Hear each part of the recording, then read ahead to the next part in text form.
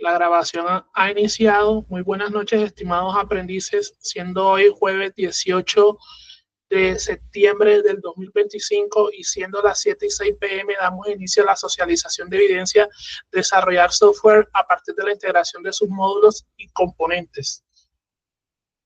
Como siempre, tenemos una agenda para trabajar en la sesión de la noche de hoy, la cual son 6 puntos en total. Siendo el primero, saludos, segundo, cronograma de entrega de evidencia, tercera, pautas para la entrega de evidencia, de desarrollar software a partir de la integración de sus módulos de componentes.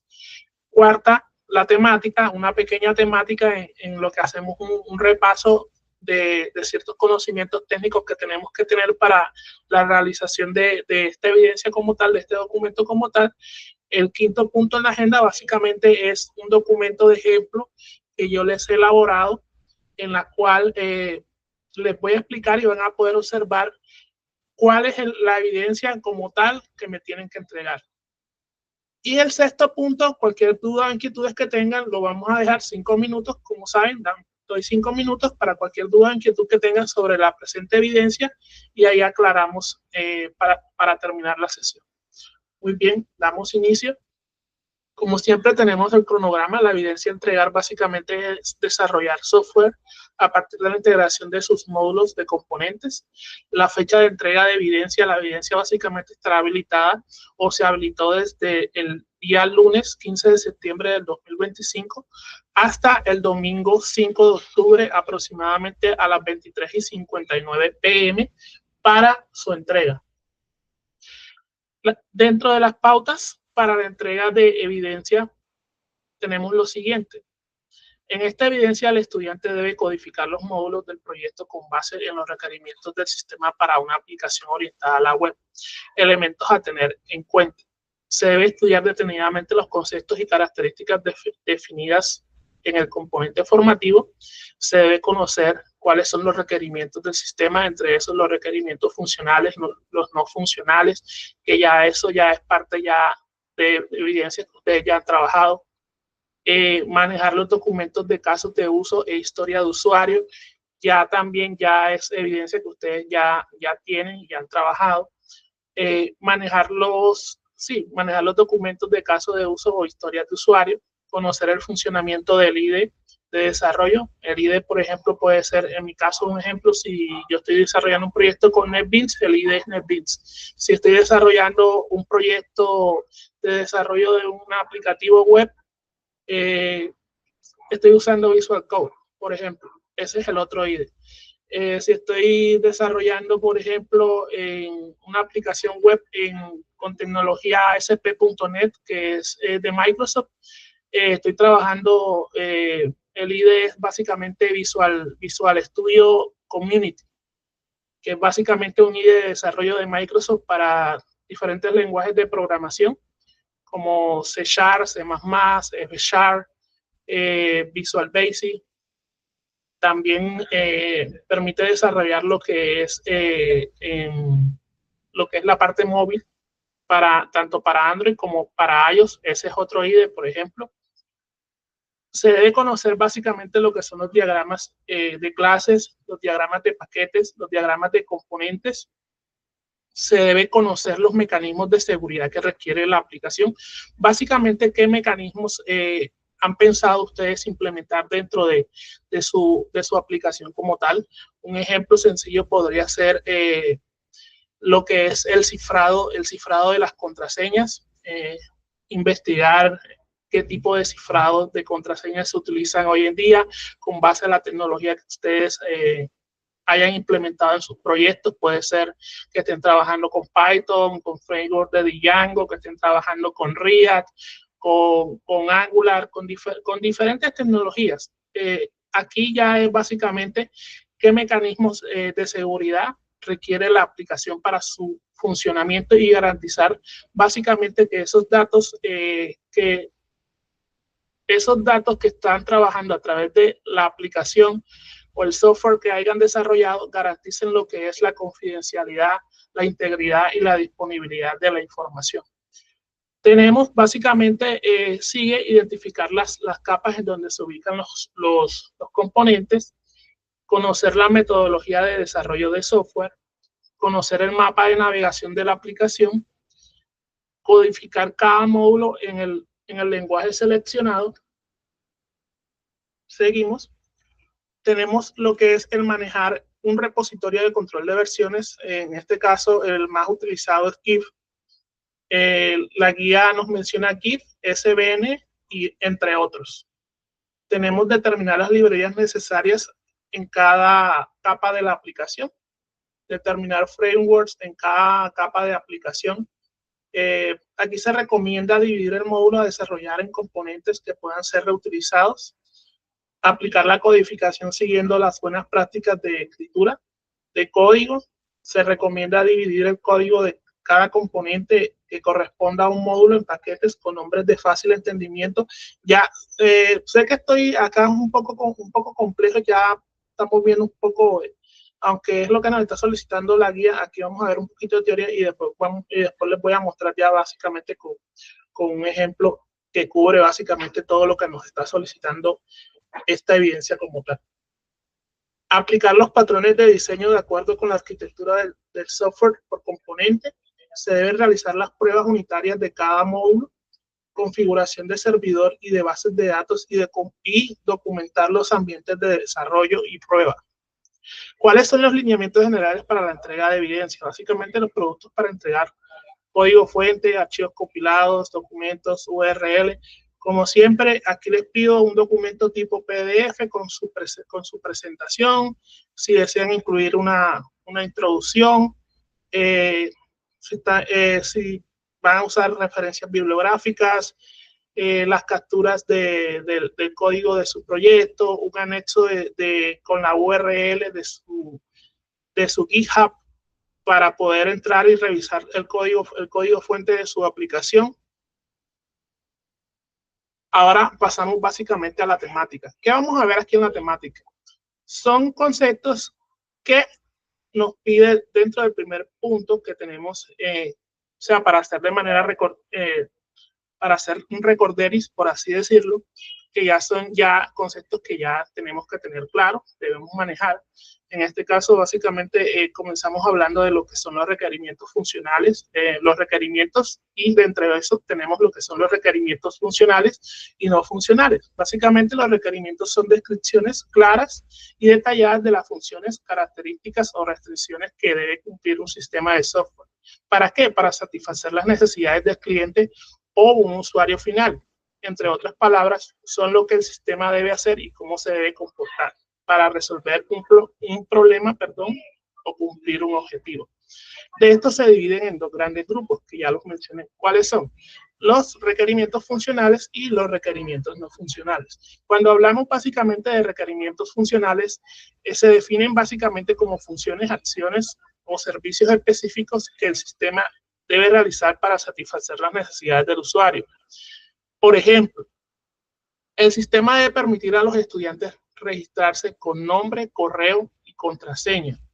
El sistema debe permitir que los estudiantes soliciten, por ejemplo, una monitoría. El sistema debe generar reportes filtrados por fechas.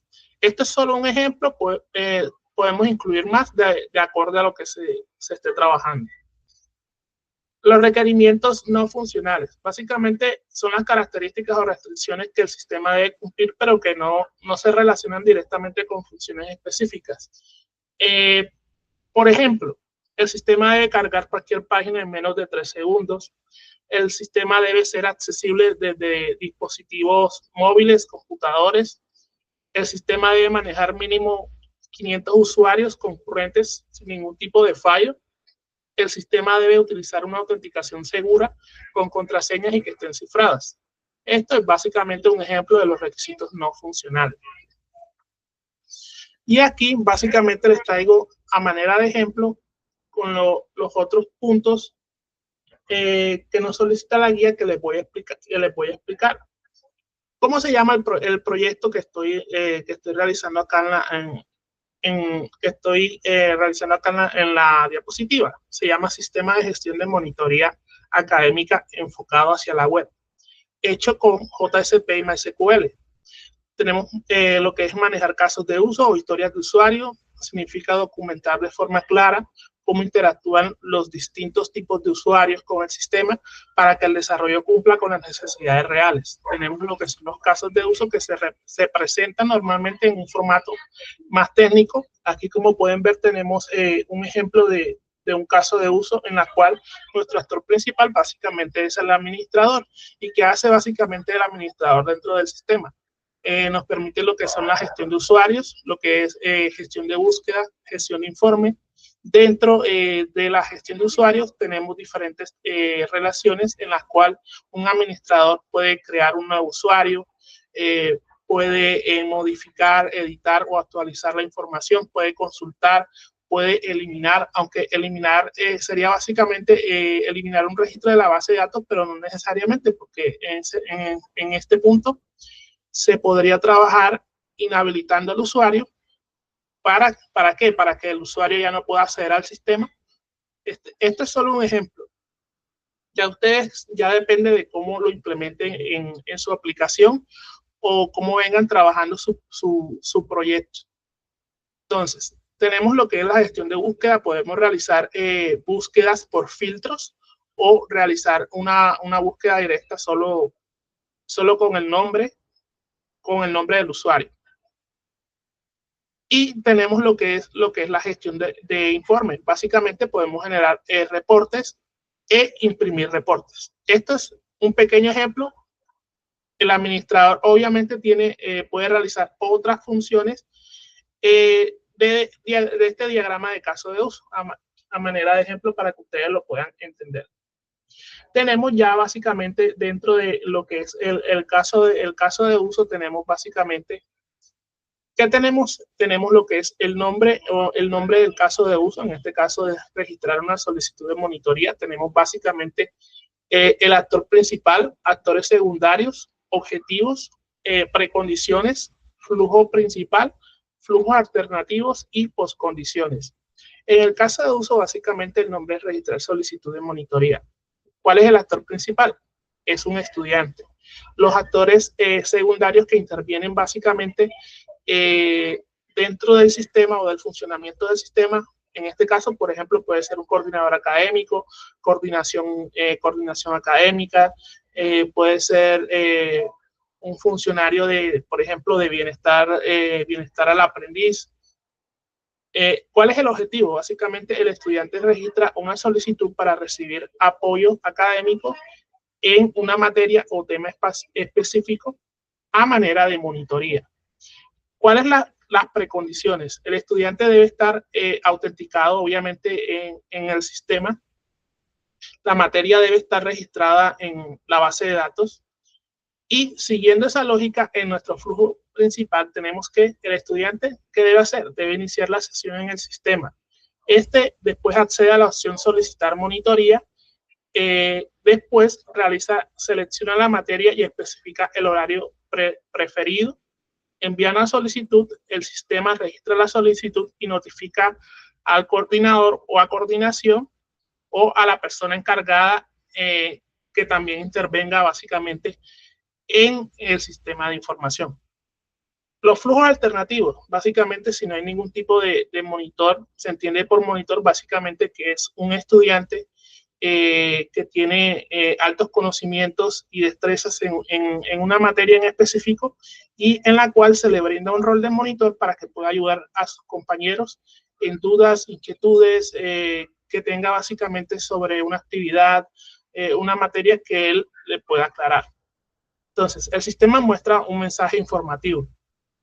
Y la postcondición básicamente nos dice que la solicitud queda registrada con estado pendiente. ¿Por qué? Porque en este caso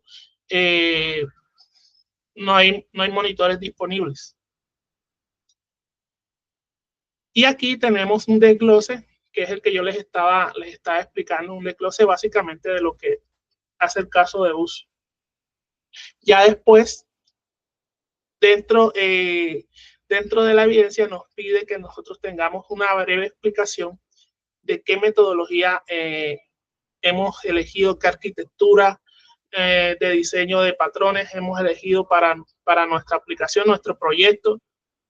En este caso, la metodología de desarrollo de software que yo elegí y yo apliqué es la metodología Scrum, que básicamente es una metodología de desarrollo ágil que no solamente se aplica a nivel de desarrollo de software. Entonces, ¿pero por qué elegí yo Scrum? Por lo siguiente, básicamente es un marco de trabajo ágil para el desarrollo de proyectos, especialmente de software, pero también se usa en otras áreas. Se basa en trabajo en equipo, en interacciones cortas y en una entrega continua del valor al cliente. ¿Cuál es el objetivo principal de uso de esta metodología de desarrollo aplicado en el proyecto? Es entregar de forma rápida y adaptable a los cambios. ¿Por qué? Y obviamente les vuelvo a mencionar, todo lo que se está pidiendo o lo que básicamente lo que está pidiendo en esta evidencia es ya evidencias que ustedes hayan trabajado.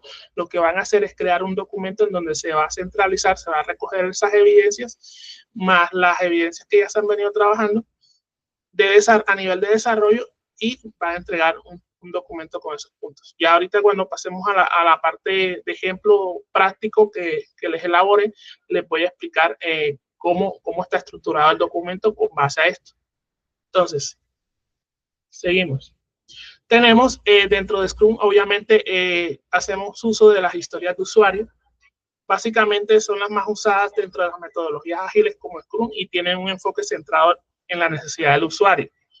Tenemos que consta lo que es una historia de usuario, el número de historia de usuario. En este caso, la historia de usuario está dirigida al estudiante. Entonces, nos dice lo siguiente: como estudiante quiero registrar una solicitud de monitoría para recibir apoyo en una materia o tema en específico. Tenemos los criterios de aceptación dentro de esa historia de usuario. ¿Cuáles son los criterios de aceptación? El sistema debe permitir seleccionar una materia de la lista registrada. El estudiante debe poder proponer horarios disponibles.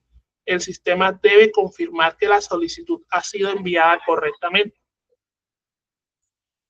Pasamos a los IDEs. Tenemos que explicar básicamente qué IDEs dentro de la evidencia, dentro de la documentación, qué IDE estamos trabajando, con cuál IDE estamos trabajando en el proyecto que se está desarrollando.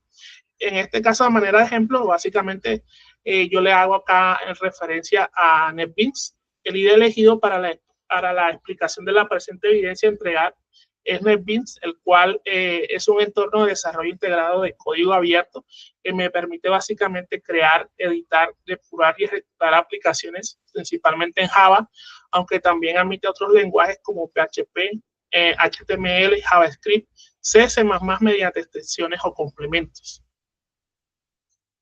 Tenemos ya lo que son los diagramas de clase.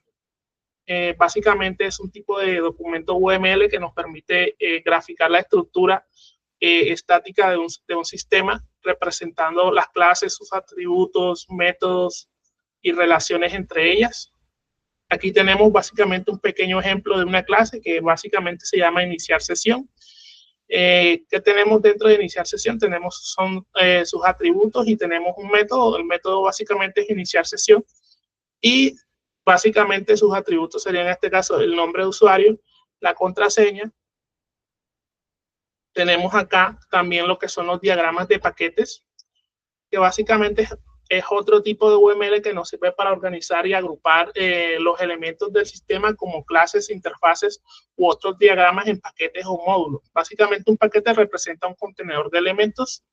Las dependencias muestran la relación entre los paquetes, por ejemplo, cuando uno utiliza el elemento de otro. En este caso, tenemos el ejemplo perfecto acá. Básicamente esta imagen que yo les he hecho, tenemos lo que es la presentación, el JSP, los servers, lo que son la capa de negocios, la persistencia, el modelo y lo que yo realizo dentro del modelo básicamente.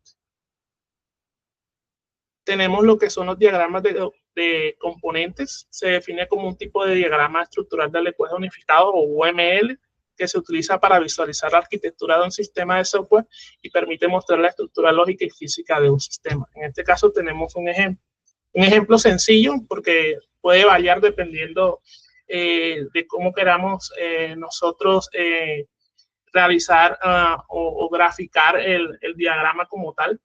Y tenemos básicamente lo que es la interfaz de usuario, la lógica del negocio, el acceso a datos y básicamente la base de datos. Y ya entramos a lo que es la parte de qué mecanismos se deben conocer. Se debe conocer los mecanismos de seguridad que requiere la aplicación.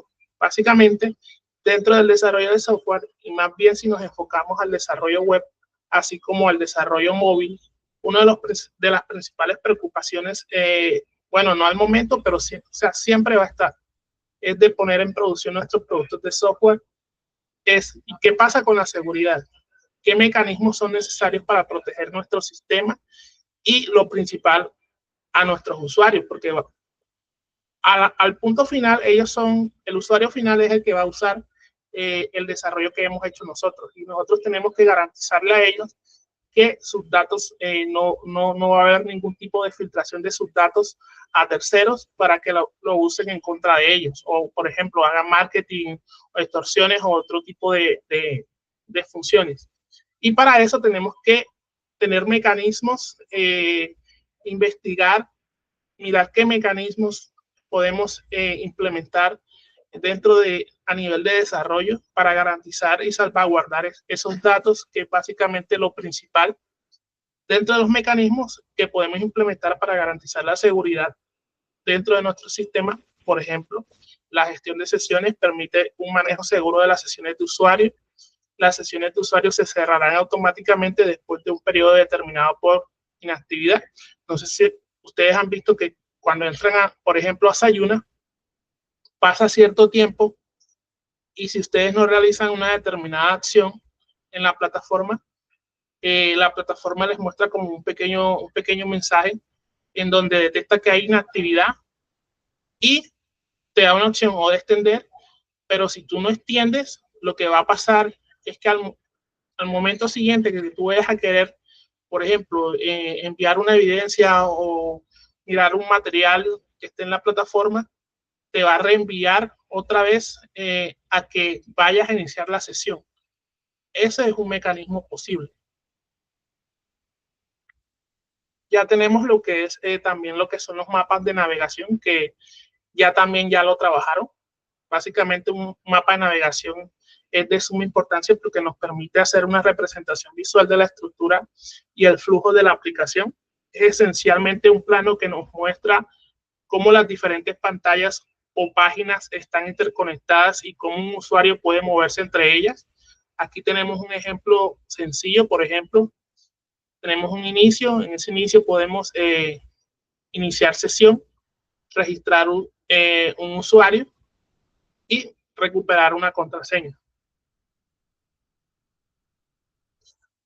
Ya pasamos a lo que es la parte de codificación de cada módulo. Ya esto es algo que va con base a la tecnología que ustedes hayan trabajado. Si están trabajando Python con Django, si están trabajando React con Angular, si están trabajando, por ejemplo, PHP con Laravel, ya depende de la tecnología que ustedes estén trabajando para el desarrollo de su proyecto, de su aplicación como tal. Entonces, en este caso, el ejemplo yo lo hago en JSP, que básicamente es aplicado hacia la web, al desarrollo web con Java, y básicamente nos dice lo siguiente: codificar cada módulo en el lenguaje seleccionado, en este caso de JSP y Java, y uso de Servlet, que básicamente es el que nos permite crear aplicaciones dentro de Java enfocadas hacia la web.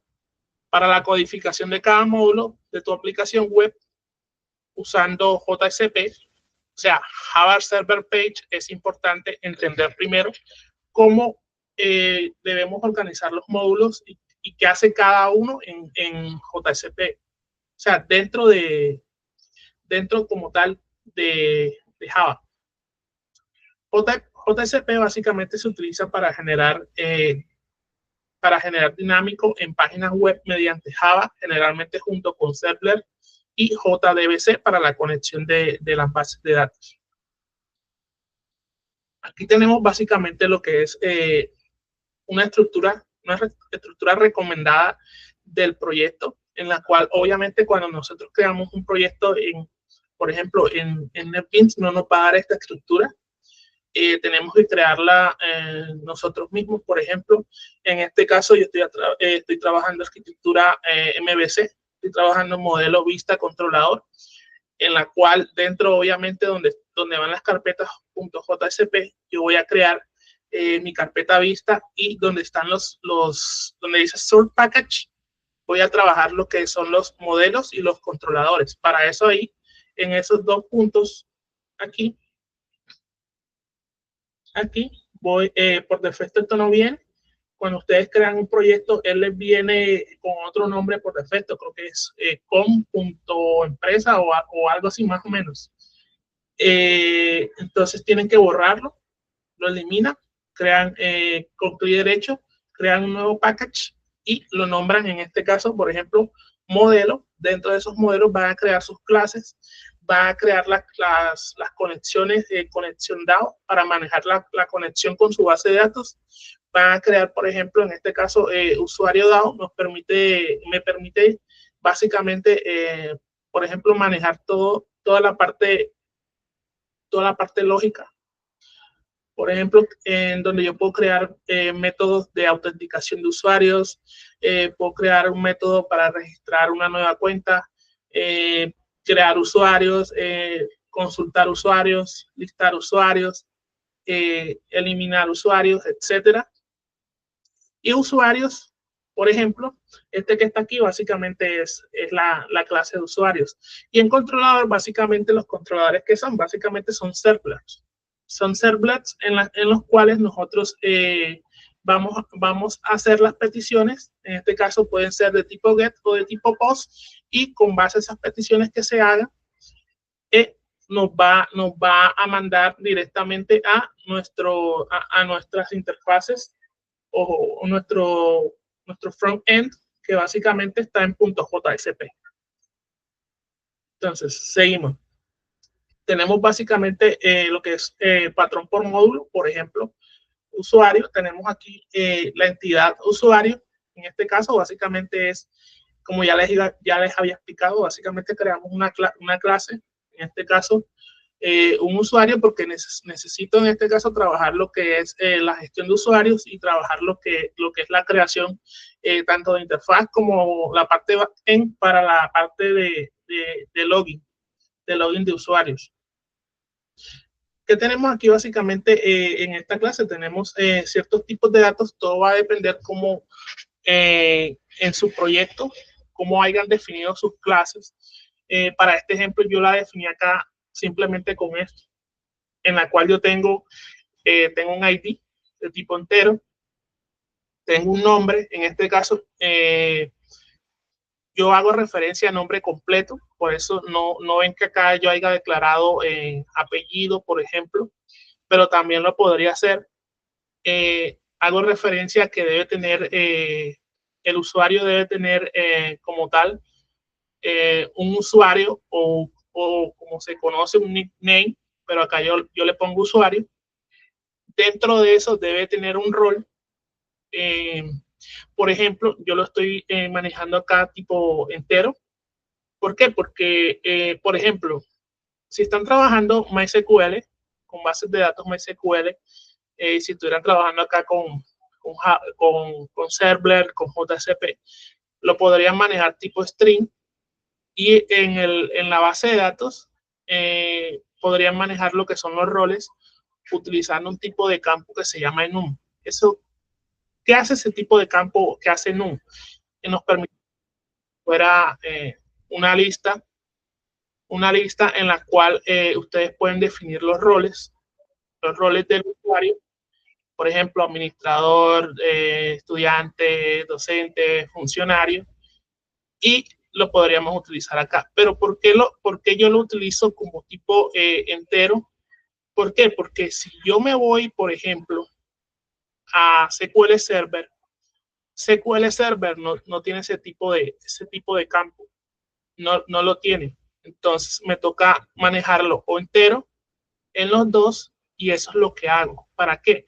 Para que en dado caso yo, por ejemplo, cambie los valores de mi conexión, que son, por ejemplo, tengo las dos bases de datos, tanto en SQL Server como en MySQL, las tengo igual. O sea, en la estructura, en las declaraciones, yo lo único que voy a pasar a cambiar, en este caso, en JSP, en Server, sería básicamente la parte de la conexión, que es trayendo el JDBC, que básicamente cambiaría la parte de MySQL por la cadena de conexión de SQL Server. Y listo. O sea, no tengo ningún problema. O sea, el intercambio que estoy haciendo ahí no es mucho. No estoy digamos, no estoy modificando casi nada. Entonces, por eso también, y esto también cuenta como punto dentro de las buenas prácticas que pueden hacer, es cuando vayan a desarrollar una solución tecnológica, miren que se pueda adaptar no solamente, por ejemplo, a esa base de datos que ustedes ya han definido o hayan trabajado o el cliente tenga, que puedan trabajar no solamente con esas, sino con otras bases de datos. Entonces, eso sería un punto clave. Seguimos.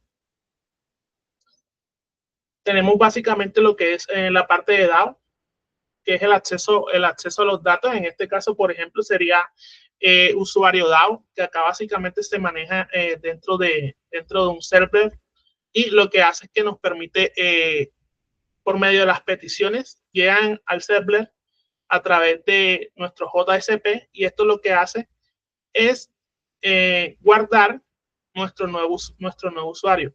Obviamente, si ustedes pueden ver acá todo está con programación orientada a objetos, que es lo que se busca que ustedes puedan manejar.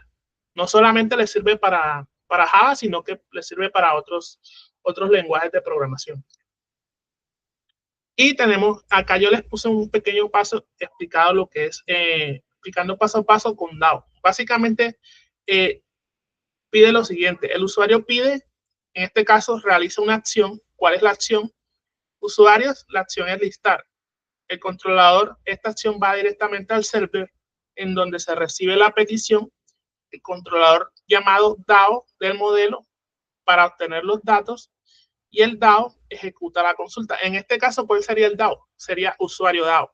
Por eso cuando ustedes me ven que yo pongo usuario DAO, materia DAO, ya básicamente es donde estoy manejando ahí la parte de los datos.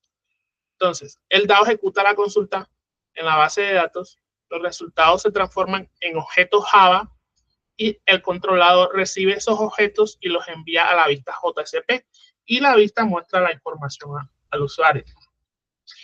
Ya después tenemos ya lo que es el manejo de las herramientas de control de versiones, en este caso el GIF, SBNB o otros, pero en este caso estamos utilizando más el GIF y el GitHub, que básicamente son programas o plataformas que nos permiten gestionar versiones de código o documentos en un proyecto de software.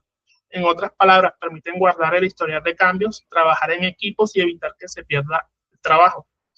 Dentro de las funciones principales tenemos lo que es el control de versiones, colaboración, ramas, historial y revisión. También tenemos que determinar cuáles son las librerías necesarias en cada capa de la aplicación. Por ejemplo, obviamente yo puedo crear mi clase de usuario, puedo crear conexión DAO para manejar las conexiones a la base de datos, pero ¿qué va a pasar? Que si yo, por ejemplo, corro o hago un test de si tengo una conexión con la base de datos, no me va a funcionar. ¿Por qué? Porque en este caso necesitamos unas librerías que nos permitan conectarnos a la base de datos. Y en Java se manejan ciertas librerías que ya vienen dentro del mismo NetBeans, que nos ofrecen diferentes funciones o el uso de librerías externas que básicamente son complementarias para nosotros poder crear diferentes tipos de proyectos. Por ejemplo, Cuando se habla de determinar librerías necesarias en cada capa de la aplicación, básicamente nos referimos a identificar qué dependencias, puntos JAR o librerías externas son necesarias en cada parte del patrón modelo vista controlador para que todo funcione correctamente. Aquí tenemos un pequeño resumen. Básicamente, en la capa modelo tenemos lo que son por ejemplo, tenemos entidades que son nuestras clases. Tenemos lo que es DAO conexión, básicamente es la base de datos, tenemos la lógica, tenemos las vistas, JSP, etiquetas, diseño visual, lo que son los controladores, básicamente servler, redirecciones, JSON, las librerías principales enfocadas en MySQL, SQL Connector para conexión a base de datos. Si fuera SQL Server sería diferente, SQL Connector, si no estoy mal. Lo único que cambia más o menos es el nombre. Tenemos JSTL, que es básicamente para la parte de seguridad. Bootstrap para la parte visual. El Font Awesome, que básicamente es para lo que son los iconos. Y jQuery para consultas para manejar, que podemos utilizar como Ajax para lo que es tener nuestros datos o mostrar nuestros datos de una mejor manera y no tener que, por ejemplo, si han visto, no sé, ciertas aplicaciones web o han probado o han ingresado a ciertas páginas o han notado algunos cambios en el que uno tiene que darle F5 para que de pronto cargue cierta información. Utilizando básicamente jQuery mediante Ajax, lo que hace es que no requiere una recarga a utilizar, por ejemplo, un F5 de la página que nos recargue y nos cargue toda la vista, toda la parte visual, toda la información. No lo va a hacer básicamente mediante el jQuery, que es básicamente donde usamos Ajax.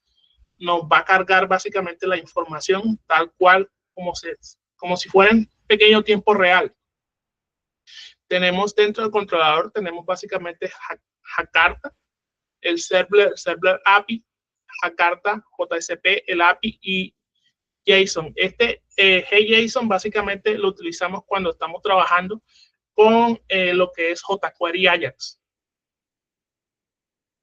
Por ejemplo, aquí les puse un ejemplo donde yo estoy utilizando qué librerías necesito yo. En este caso, como pueden ver, estoy definiendo, necesitando la librería esencial de MySQL Server, MySQL. Aquí también, pero acá no se muestra. Ahorita les voy a mostrar el código, les voy a mostrar que también tengo definido lo que es no solo MySQL, sino SQL Server. Tenemos el Jakarta Server también. Tenemos lo que es, en conclusión, cada capa de la aplicación del MVC necesita sus propias librerías. En el modelo podemos tener una conexión a la base de datos MySQL, JDBC o RM. En las pistas básicamente es una presentación mediante Bootstrap. El controlador básicamente son los servers, el uso de JSON si se requiere. Determinar los frameworks en cada aplicación. Cada capa de aplicación tiene sus propios frameworks especializados que ayuden a separar responsabilidades y a trabajar bajo buenas prácticas en el modelo vista controlador. Aquí tenemos, aquí les puse un resumen que es ya lo que les venía mencionando ahorita. Por ejemplo, si estamos trabajando del lado del front, podemos trabajar con Angular, Vue, Bootstrap, JSP, la lógica del negocio con Spring MVC, Spring Boot, servlers, acceso de datos, Hibernate, JPA, bases de datos como MySQL, Postgres, Oracle, SQL. El objetivo básicamente de esta tabla es resumir un poco de los frameworks y librerías que podemos utilizar en cada capa, dependiendo del lenguaje de programación escogido para el desarrollo de nuestro proyecto, al desarrollo de cada uno de sus proyectos. O sea, es muy diferente, por ejemplo, si yo estoy desarrollando una aplicación netamente con Java, o sea, con servler hacia la web, y no estoy trabajando con ningún tipo de tecnología más. Por ejemplo, no estoy trabajando con Python, no estoy trabajando con Django, no estoy trabajando con React, no estoy trabajando con Angular, etcétera. Y ya básicamente tenemos cómo se recomienda dividir el código fuente de cada componente que corresponde a un módulo en paquetes con nombres de fácil entendimiento. Lo que ya venía hablándoles, que básicamente el modelo, el controlador, son llamados package, que cuando tú creas un proyecto no vas a encontrar con estos nombres porque vienen con otros nombres por defecto y hay que eliminarlos y crear básicamente los packages y asignarle los nombres. Lo que indica esa recomendación es organizar tu aplicación en paquetes o también conocidos como package, con nombres claros y entendibles de acuerdo con la capa o módulo al que pertenece cada clase. Y aquí ya tenemos ya lo que es la aplicación de los modelos de acuerdo a la parte de software. Ya esto es básicamente, esto último son las 4 últimas explicaciones aplicadas dentro del documento. Vamos a pasar a lo que es el ejemplo práctico. Como pueden, si van básicamente dentro del chat, les compartí el enlace al Notion. Igual cuando se acabe la sesión se la voy a compartir por el grupo.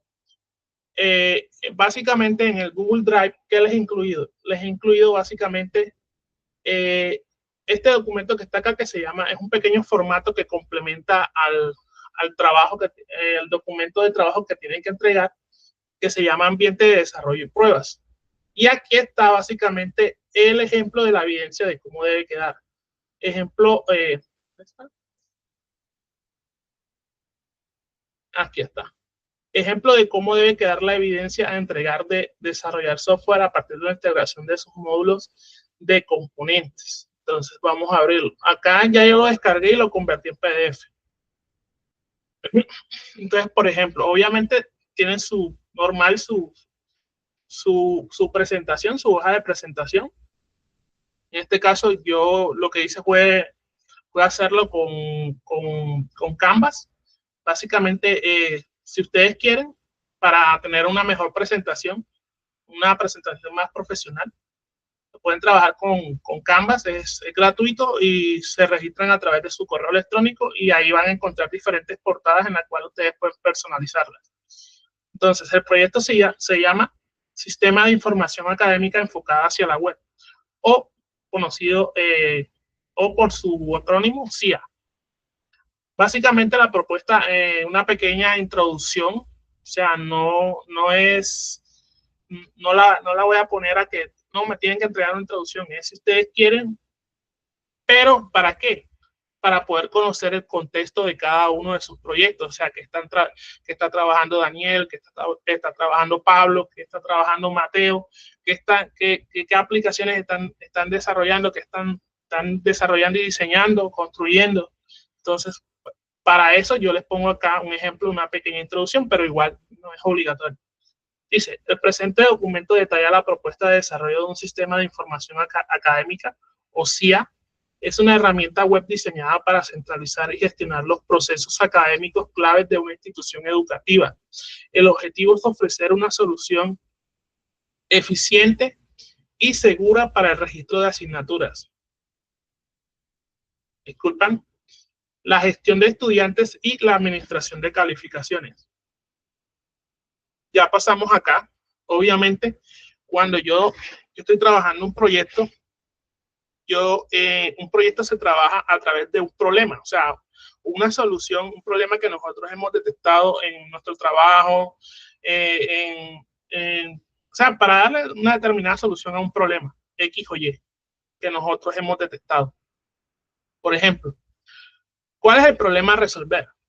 Muchas de las instituciones educativas aún dependen, obviamente esto es ficticio, porque este proyecto es un proyecto de ejemplo. O sea, muchas instituciones educativas aún dependen de métodos manuales como hojas de cálculo o bases de datos descentralizadas para el manejo de la información académica.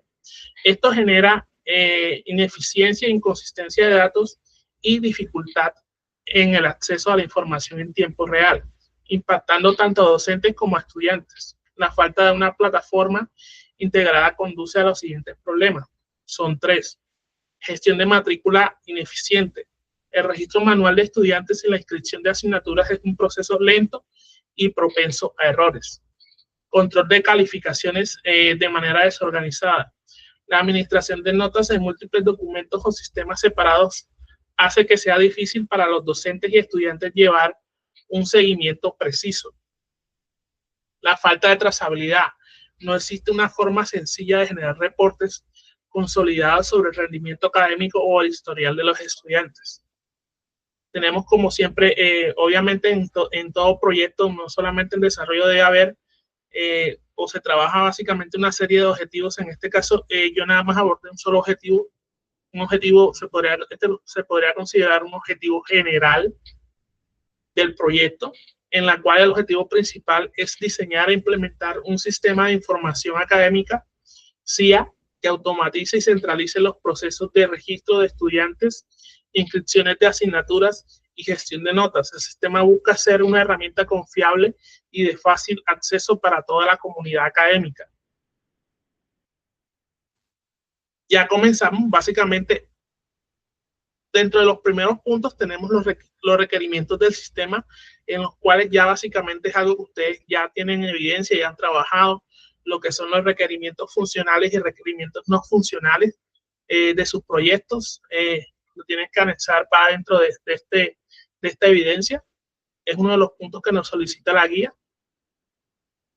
Por ejemplo, acá tenemos dentro de los requerimientos funcionales registro de asignaturas. El sistema debe permitir a un administrador crear, editar y eliminar asignaturas. Tenemos lo que son los requerimientos no funcionales. En este caso me basé en lo que es en seguridad, usabilidad y rendimiento. En seguridad, la información académica debe ser protegida con un sistema de roles y de permisos. Por ejemplo, si un estudiante no puede acceder con sus credenciales a lo que hace un docente, o sea, al rol de un docente, porque no estaría funcionando y básicamente ya tendríamos percances a nivel de seguridad, porque un rol de estudiante es muy diferente al rol de un docente o al rol de un administrador. Un docente no puede acceder tampoco a permisos de administración. Un funcionario no puede acceder ni a lo que es la parte de docente ni a lo que es la parte del estudiante, pero sí que puede hacer. Dentro de los permisos tiene ciertos permisos que no son del todo de un administrador, pero sí son permisos necesarios para poder, por ejemplo,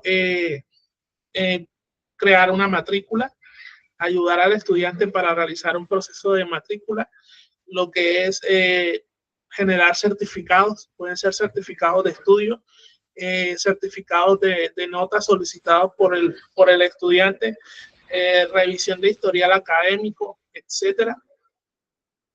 Y tenemos ya miren que aquí yo los voy enumerando, o sea, yo dentro del mismo trabajo, yo los voy enumerando para saber qué punto hace referencia a cada punto. Yo tengo acá ya seguido lo que es un caso de uso. A continuación se describen los principales casos de uso para los actores clave, administrador, docente, estudiante, etcétera. Tenemos acá un ejemplo de un caso de uso de inicio de sesión. ¿Cuáles son los principales actores que intervienen básicamente en ese diagrama de caso de uso? Por ejemplo, un administrador, un estudiante, un funcionario, un docente. Y básicamente ya tenemos acá lo que es cómo es el funcionamiento dentro del mismo caso de uso, el nombre del caso de uso, los actores, una descripción, cuáles son las propiedades. Todo esto ya son evidencias que ustedes ya han trabajado.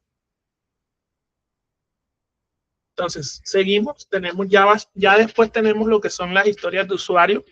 Por ejemplo, acá yo les puse un ejemplo que es acceso al sistema, el nombre de la historia de usuario, la descripción de lo que se espera que realice el usuario, el número de la historia. En este caso, yo lo manejo acá. Obviamente, si ustedes investigan por internet, van a encontrar diferentes tipos de formatos, de cómo se manejan las historias de usuario. Yo les estoy dando básicamente es una pequeña guía para que ustedes tengan un punto de partida. Si quieren, pueden usar este tipo de historia de usuario. Si ya tienen una en la que han estado trabajando y tienen su historia de usuario listo, no hay ningún problema. ¿Por qué? Porque muchas veces va a pasar que, o sea, como independiente en desarrollo, ya hay ciertos puntos que uno ya sabe en los equipos de trabajo, así lo contraten a uno como independiente, que en la documentación se va a repetir. Entonces, de pronto pueden o no pueden tener formatos dentro de la empresa que, por ejemplo, que los haya contratado como independientes para hacer parte o realizar una actualización de un software o de algún diseño. Entonces, con esto ya tienen ya los puntos fundamentales. No digo que está todo, pero sí están ciertos puntos que son principales a nivel de documentación de desarrollo. Tenemos ya lo que les había mencionado, el séptimo punto, lo que es el IDE de desarrollo del proyecto. Básicamente es la misma explicación, los diagramas de clase, diagrama de componente, en este caso de administrador de sistema, el diagrama de paquetes, la mención de los mecanismos de seguridad de la aplicación. Básicamente, ustedes saben que la seguridad siempre va a ser fundamental en el desarrollo, no solamente en desarrollo de aplicaciones, sino también en la vida cotidiana, en todo va a ser primordial la parte de seguridad. Tenemos como eje principal lo que es la autenticación y gestión de sesiones seguras, en donde yo explico básicamente el hasheo de contraseña. Las contraseñas de los usuarios no se almacenarán como texto plano, se utilizará un algoritmo de hashing fuerte y robusto como Backride, por ejemplo, que permita generar un hash unidireccional. Esto, por ejemplo, si ustedes van a investigar o van a poner algo así, si de pronto tienen alguna fuente, pueden incluir una bibliografía, por ejemplo, donde citen acá donde han obtenido donde han obtenido la información. No es básicamente solicitado, pero es una buena forma en la parte de proyecto. Entonces, como pueden ver, básicamente todos los puntos se los he explicado punto por punto en el ejemplo que les he hecho. Tenemos ya en el 12 ya básicamente lo que es la identificación de las capas, la arquitectura del sistema, lo que son los componentes claves del sistema, la capa lógica, la capa de acceso a datos, el mapa de navegación. Este es un ejemplo. Obviamente ustedes tienen sus mapas de navegación. Aquí iría el mapa de navegación del proyecto de cada uno. La metodología de desarrollo de software que estén usando. Y ya básicamente acá lo que estén ya desarrollando en su proyecto. Por ejemplo, aquí ya yo tengo el ejemplo para el presente para el presente ejemplo en lo que se ha estado trabajando hasta ahora en el proyecto, teniendo en cuenta que para simplificar mi proceso de codificación estoy trabajando por módulos de mi aplicación. En este caso, brindo el ejemplo del módulo de gestión de usuarios, en la cual está a cargo del administrador del sistema. Por ejemplo, ya tenemos lo que es la captura de pantalla del login, el código para la validación de acceso al sistema, que es este que está acá, una pequeña explicación, donde, por ejemplo, este es mi código basado en modelo vista controlador, o también conocido como VC. En este caso, es la validación para hacer la consulta a la base de datos del usuario. Se realiza a través del server login. Básicamente ya acá es documentar los módulos que ustedes han desarrollado. Acá básicamente ya es unificar cada uno de sus módulos, por ejemplo, a través de la parte de acceso. Si tienen diferentes usuarios, ya cada usuario debe acceder a través de su rol. O sea, no, como ya se ha explicado, ya lo he explicado, no es lo mismo que un estudiante acceda al módulo de docentes, y no es lo mismo que un docente acceda al módulo de administrador. Entonces, básicamente, acá es lo que ya se va a documentar. El desarrollo que ya ustedes ya han adelantado en sus proyectos como tal. Y una pequeña explicación. Y este documento básicamente es pequeño. Pero, por ejemplo, el documento que yo hice en mi proyecto de grado como ingeniero de software, hice aproximadamente, este tiene 42, el que yo entregué tenía unas 250 páginas. Y eso, sacando algunas cosas, porque daba para más, daba para más. Entonces, este tiene solo 42, nada más. Por ejemplo, miren, aquí ya yo tengo cómo es la interfaz de administración con las credenciales. Obviamente ya yo he iniciado, en donde tengo esta pequeña interfaz. Yo les voy a compartir el código, les voy a crear una parte ahí en Notion y les voy a compartir si les interesa. Obviamente que este código está enfocado en la parte de Java, de JSP y serverless, pero igual yo se los voy a compartir. De hecho, aquí está el link del GitHub donde pueden encontrar el código. Y ya una explicación básicamente de cada uno. Donde, por ejemplo, tenemos una explicación del dashboard para la parte de gestión de usuarios, agregar un usuario, listar usuario, gestión de materia, agregar una materia, listar una materia, editar materia. Tenemos lo que son la generación de reportes, ya lo que es el código HTML, CSS y Bootstrap, lo que es el listado. Aquí está el listado de los usuarios en la base de datos. Aquí los estoy filtrando por 5, o sea, me los está mostrando cada 5. Los podría filtrar por 10, pero la idea era que de pronto no se alargara esto hasta acá, o sea, no bajara tanto en mi aplicación. La idea es que no solamente funcione, sino que tenga un buen estilo visual. En este caso hay 9 estudiantes, acá un count. Obviamente acá estoy utilizando dentro del server, estoy utilizando un get. ¿Para qué? Para cada vez que yo entre o recargue el dashboard, es lo que me va a hacer es me va a cargar la información de, por ejemplo, cuántos administradores hay, cuántos estudiantes hay, cuántos docentes hay, cuántos funcionarios hay.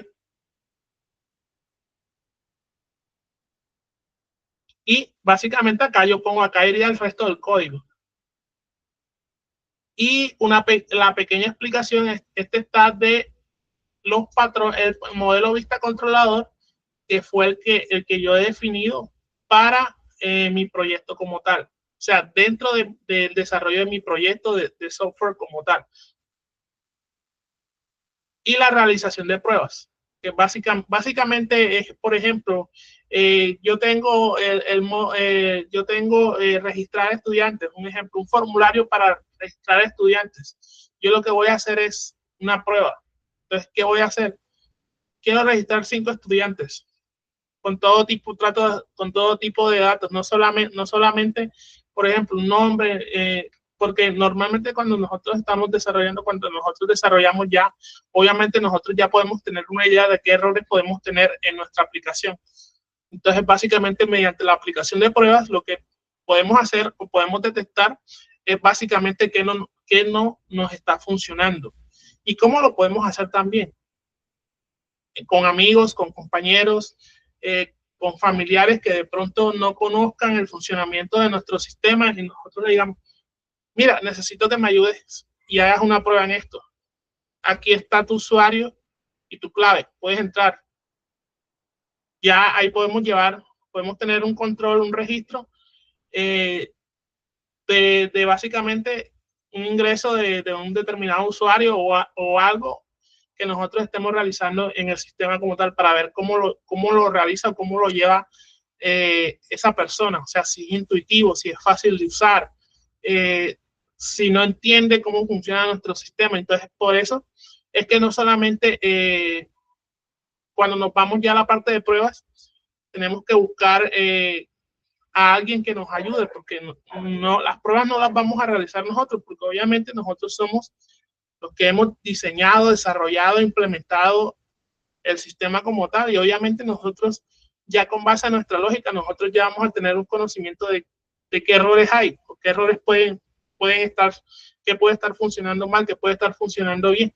Entonces, por medio de otros usuarios, de usuarios finales o personas que no tengan conocimiento de nuestra aplicación y nosotros le digamos, necesito que me hagas un favor, te sientes acá ahí, mira, este es un usuario, este es tu contraseña de acceso y necesito, no sé, entra a la plataforma y mira cómo funciona y ahí vamos registrando ya las diferentes pruebas que podemos ir haciendo. Entonces, por ejemplo, en el caso de mi proyecto desarrollado con JCP Servlet y MySQL, las pruebas unitarias que puedo aplicar a las clases de modelo y a los DAO que interactúan con la base de datos, por ejemplo, se puede probar que el método validar usuario realmente esté validando al usuario, así como que una vez validado realice la redirección al usuario. Entonces, ¿qué voy a hacer yo ahora? Voy a iniciar, les voy a mostrar algo, voy a iniciar desde el inicio el proyecto acá y les muestro un ejemplo para que tengan una idea. Y ya, por último, lo que es la parte de las configuraciones de servidores y de las bases de datos. Y ambiente y pruebas. Por ejemplo, en ambiente y pruebas de desarrollo, ¿qué sistema operativo está utilizando su equipo? Por ejemplo, su servidor. Vamos a poner un ejemplo, que yo tenga mi desarrollo lo haya desplegado en un Windows Server. Por ejemplo, puede ser un Windows Server. ¿Qué IDE está utilizando? En el que usted está desarrollando. Ejemplo, estoy usando NetBeans, estoy utilizando Visual Studio Code, estoy utilizando Microsoft Studio Community, que es para el desarrollo de aplicaciones en diferentes lenguajes de programación de Microsoft, o sea, C Sharp, F Sharp, C++, etcétera. ¿Qué versión en este caso? Acá, como yo lo estoy trabajando en Android, en NetBeans, en Java, acá me está preguntando qué versión está utilizando, JDK o JRE. ¿Qué base de datos está utilizando y qué versión? O sea, en este caso, MySQL, recuerden que MySQL tiene su propia versión de la base de datos. Creo que es la 8.1, 8.2, más o menos.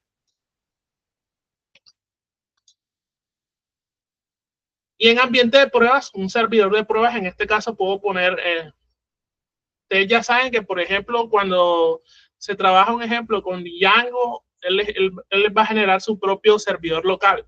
En este caso, acá pongo la dirección local de ese servidor. Si fuera, por ejemplo, con el SAM, es localhost / el nombre del proyecto y automáticamente ahí me ingresa a la interfaz principal del proyecto, por ejemplo, el login.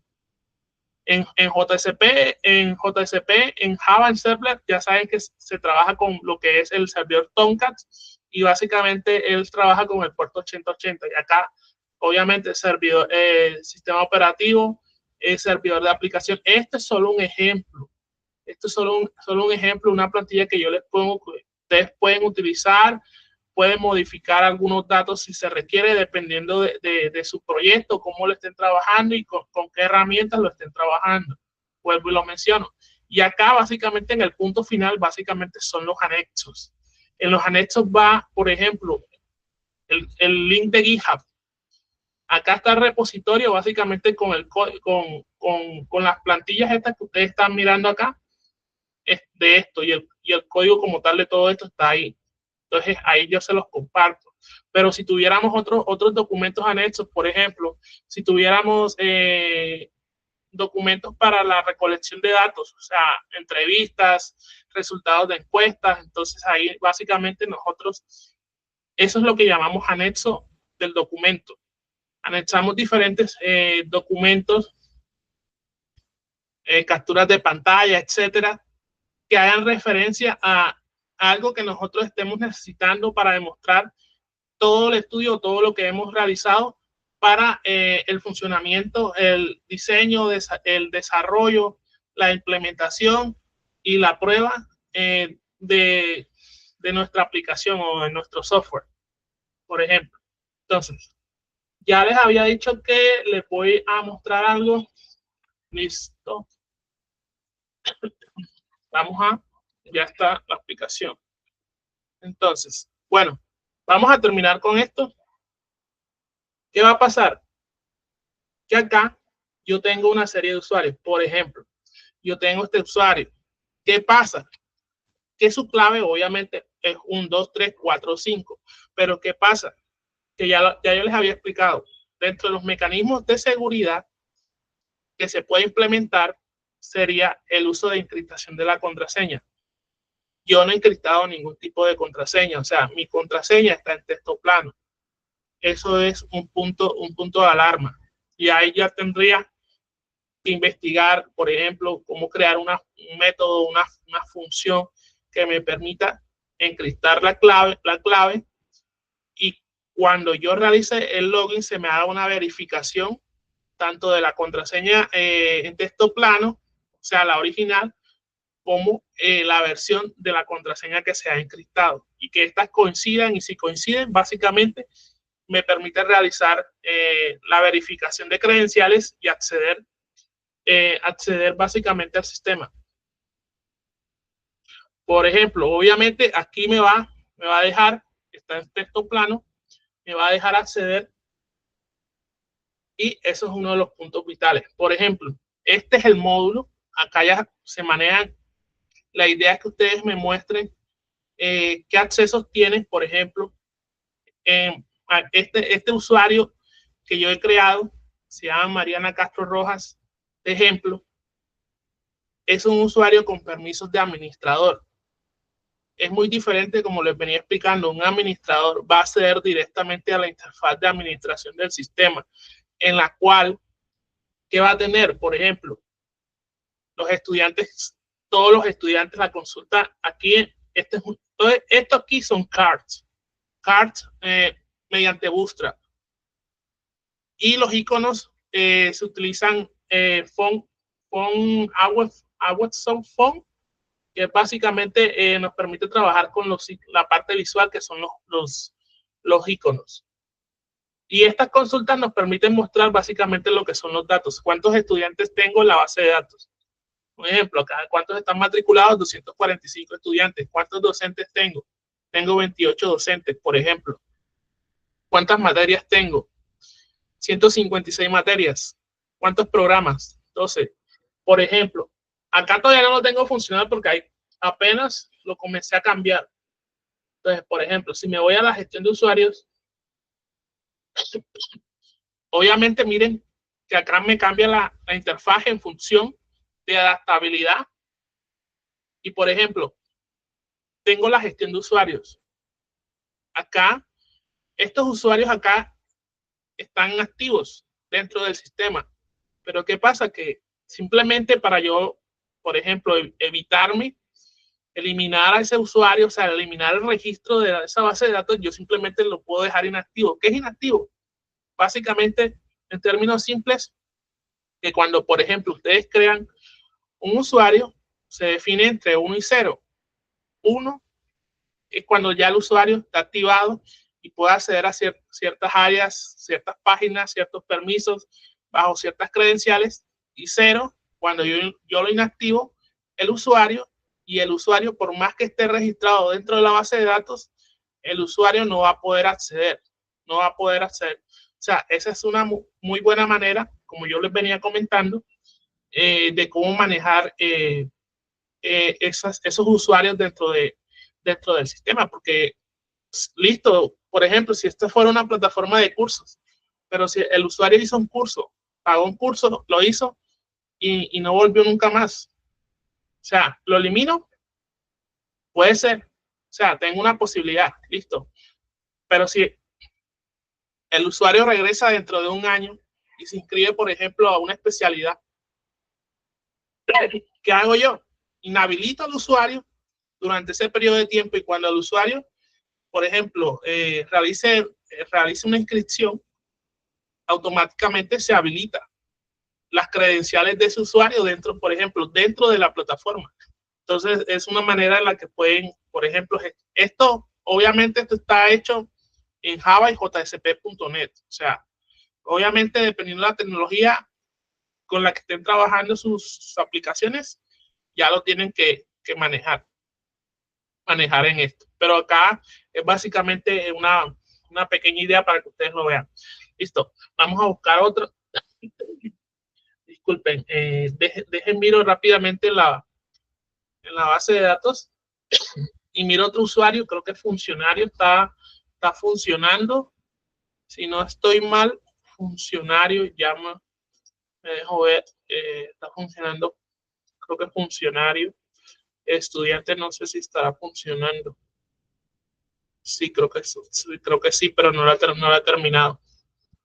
Entonces, ¿y qué pasa acá? Que acá yo la base de datos la estoy trabajando con SQL Server y la estoy trabajando con una base de datos de prueba en la nube. La estoy trabajando por ejemplo, con Azure.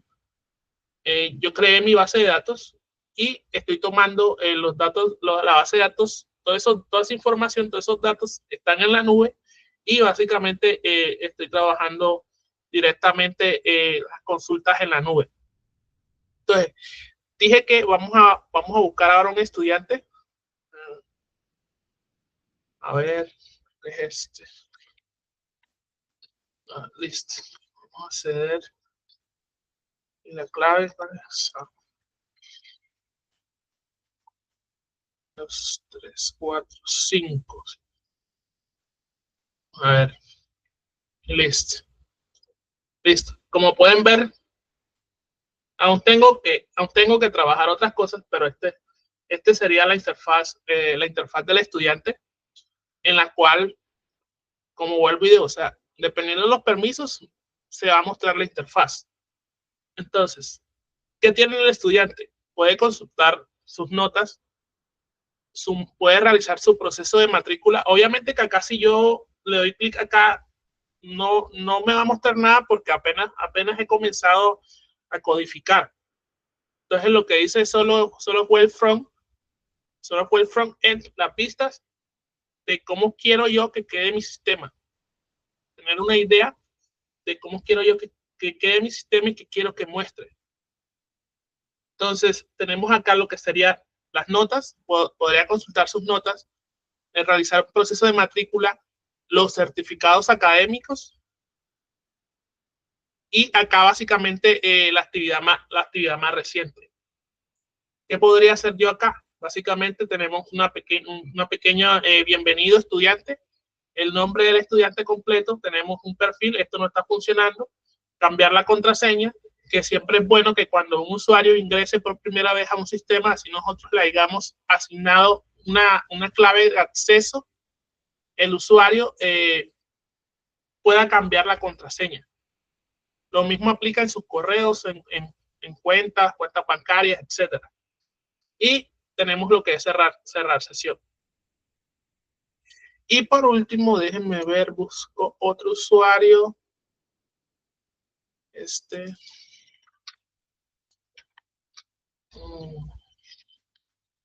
Me faltaría nada más el usuario. ¿Dónde está? Creo que no está. 2, 3. Aquí está. Aquí. A ver, para ver si es Y miren, ahí válido también si la contraseña es incorrecta, automáticamente me da un mensaje de error. 1, 2, 3, 4, 5. Y aquí básicamente sería el funcionario, que es básicamente otra interfaz basado en los roles que tiene como tal.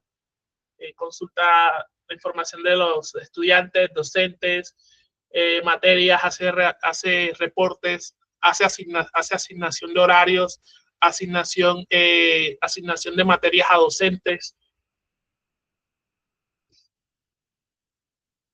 Entonces, básicamente es eso, es ver lo que ustedes, ya en esa parte, lo que ustedes han trabajado por módulo, o sea, por ejemplo, si ya tienen algo funcional, ya ver en qué, por ejemplo, si ustedes ingresan su usuario, su clave, o sea, que dependiendo del proyecto que hayan trabajado, qué interfaz me va a mostrar, o sea, con qué permisos específicos. Entonces, Ya eso sería todo. Hasta aquí ya vamos a, ¿tienen algunas dudas o inquietud sobre el documento que tienen que entregar?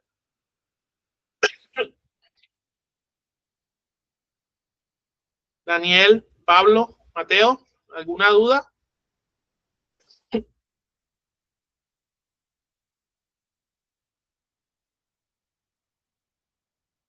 Ok, Daniel.